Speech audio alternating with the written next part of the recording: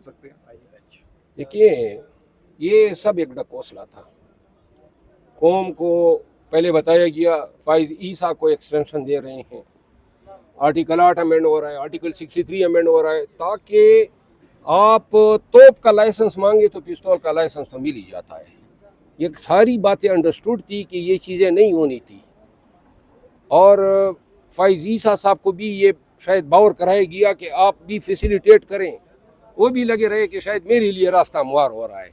आखिर में मियाँ नवाज शरीफ नाम ही ना हुआ, जो आखिर में टुमका दिखाई ना दे। इमरान खान से कब मिलने जा रहे हैं और क्या बातें करेंगे इमरान खान से आईनी तरमीम के बाद जो सूरत पैदा हुई है? मैं जाऊंगा खान साहब के पास, मिलने देंगे?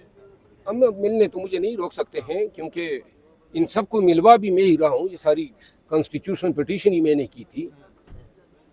मैं जाऊंगा खान के पास, और अगर खान मेरी बात मान लेता है, एहतजाज मुझे दे देता है।